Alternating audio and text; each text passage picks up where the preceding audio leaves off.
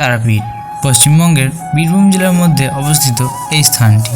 এখানে অবস্থিত তারা মায়ের মন্দির। আরও এখানে জন্মগ্রহণ করেছিলেন সাধক বামাখ্যাপা। 1818 খ্রিস্টাব্দে 15ই এপ্রিল মল্লাপুরের জমিদার জগন্নাথ রায় নির্মিত করেছিল এই মন্দির। আর 24 সালে এসে ঘুরে আসা যাক সেই তারাপীঠ মন্দির।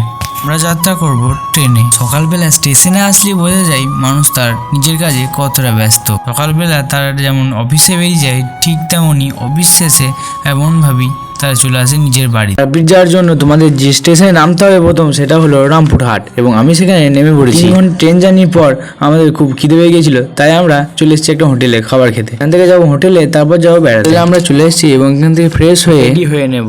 এরপর যাবো আমরা বাইরে দিয়ে একটু ঘুরে আসতে। এখনো তো রেডি হয়নি, রেডি হবো তারপর যাবো। আমি এখনো রেডি হয়নি ঠিকই, কিন্তু এই রেডি হয়ে আমার রুমে চলে এসেছে। ট্রেনে করে আমিও রেডি হতে লাগি। পয়সাগুলো দিতে হচ্ছে, তার কারণ আমি এখানে মাইক নিয়ে যেতে ভুলে গিয়েছিলাম, তাই ফোনের মাইকই কিছু কিছু রেখে বাইরে যেতে আমরা এখানে দুটো ঠিক করে নিই।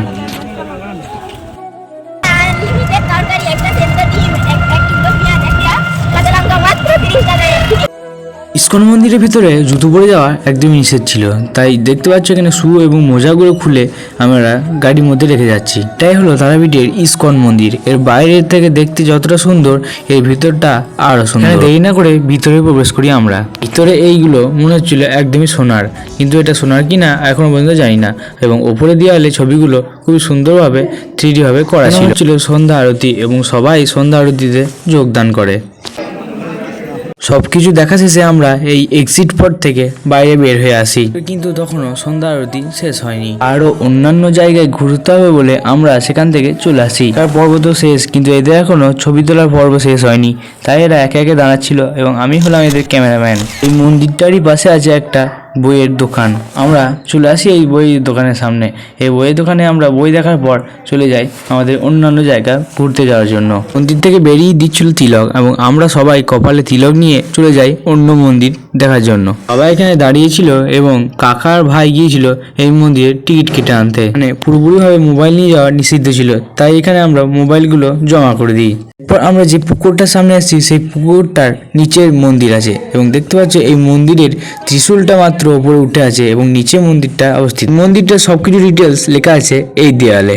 আর শেষ মন্দির যেটা দেখেছিলাম সেটা হলো এইটা, এবং এখানে কল্কি দেবের মূর্তিও দেখতে পাই আমরা। মন্দির থেকে বেরিয়ে পাশে একটা দোকানে মাটা শুরু করে দিয়েছে কেনাকাটা করা। হোটেলে চলে আসার পর আজকের মতো ভিডিও বানাইনি, এবং কাল ভোরে আমরা যাব মা তারার পুজো দিতে। ভোরবেলা আমরা এখানে আসার পর লাইনে দাঁড়িয়ে পড়ি, এবং দেখতে পাচ্ছ কতজন দূর দূরান্ত থেকে এসছে মায়ের দর্শনের জন্য। রাত্রিবেলা বোঝা যাবে না বলে কোনো ভিডিও শ্যুট করিনি, এবং সকালে অবধি স্টার্ট করেই আমার ভিডিও শ্যুট করা।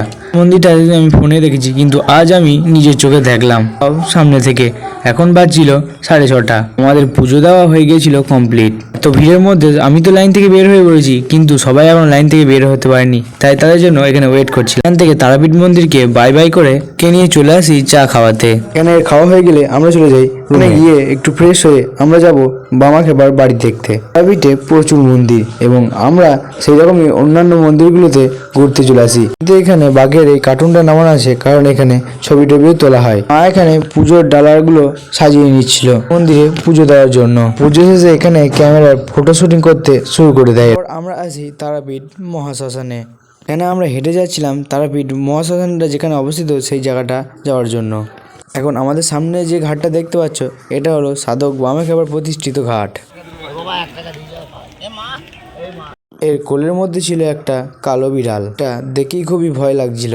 আমার হাতের মধ্যে থাকা 1 প্যাকেট বিস্কুটটা এখানকার মানুষজন কি দেবে বলে কিনেছে। দেরি না করে বাবা সবাইকে একটা একটা করে বিস্কুট এখানে দিচ্ছিল। এখানকার এই রাস্তা জুড়ে প্রায় 100 থেকে 200টা লোক এরকম ভাবে বসে আছে। সবাইকে বিস্কুট দিয়ে ওটা সম্ভব হয়নি। এখানে প্রায় 10-12 জন মতো ছিল, তাদেরকে বিস্কুটই দেওয়া হয়েছিল। এখানে আমাদের পুজো দেওয়া হয়ে গেলে আমরা চলে যাই সাধক বামাখ্যাপার বাড়ি দেখার জন্য। তারাপীঠ মহাশ্মশানের কাছে আছে একটা জল ট্যাঙ্কি, এবং মা হয়তো প্রথম দেখে এই জল ট্যাঙ্কিটা, তাই এটা দেখে অনেকক্ষণ দাঁড়িয়ে ছিল এবং উপর দিকে তাকিয়ে। এই দোকানগুলোর মধ্যেই ছিল ঠাকুরের জিনিসপত্র, তাই এখানে সবাই ভিড় জমা ছিল ঠাকুরের জিনিসপত্র কেনার জন্য। বোর্ড দেখে বুঝতে পারছো এটাই হলো সেই সাধক বামাখ্যাপার বাড়ি, এবং সাধক বামাখ্যাপার বাড়ির সামনে ছিল একটা পুকুর। পুকুরের চারিপাশটা জাল দিয়ে ঘেরা ছিল, এবং মাঝখানে একজন লোক দাঁড়িয়ে মাছ ধরছিল। খড়ের চালের বাড়িটাই ছিল হয়তো সাধক বামাখ্যাপার বাড়ি, এবং এখান থেকে আমরা চলে আসি আমাদের হোটেলে। হোটেলের মধ্যে একটুখানি রেস্ট নিয়ে আমরা আবার আমাদের বাড়ি ফিরে যাবো। এই ব্লগটা এই পর্যন্তই। তোমরা কমেন্ট করে জানাও ভিডিওটা কেমন হয়েছে আর তোমরা কতবার তারাপীঠ বেড়াতে গিয়েছো।